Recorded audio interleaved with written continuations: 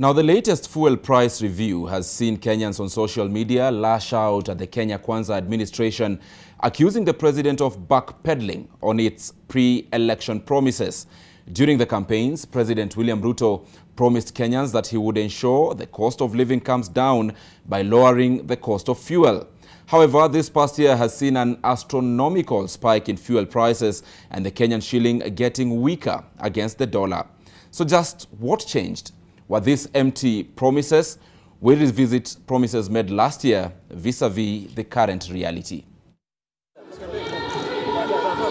367 days since ascending to the presidency, President William Ruto finds himself in an ugly situation as the country's cost of living skyrockets, with the shilling still weakening against the dollar.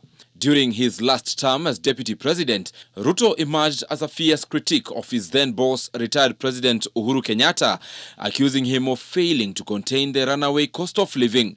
Sentiments that Ruto and his lieutenants made then coming back to haunt them, especially on the cyberspace. Mafuta ndio hiyo imepanda bei. Sini namna hiyo. Sasa badala ya watu kushughulikia mafuta, wanaanza mambo ya fitina, ati wananipangia. Sasa mnanipangia nini? Pangieni mafuta kwanza iteremuke chini. But 1 year in office and fuel prices in the country are at a record high.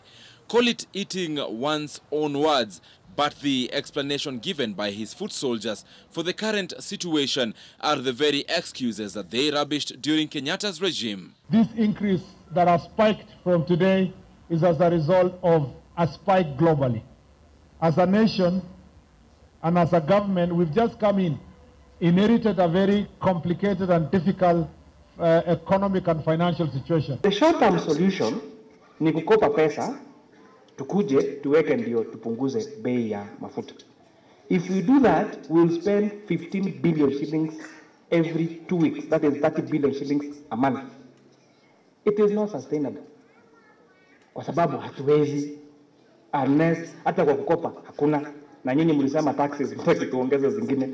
So we just have to get to the reality, tuweke hizo prices stabilize, na tena mtuweke into account zile program ambazo tumeweka kama serikali.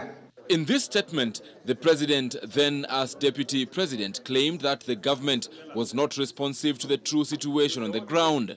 These people don't understand the damage they are doing to the people and the economy of Kenya. Kwa hii taxes wanaongeza usiku na mchana. It is now so despicable.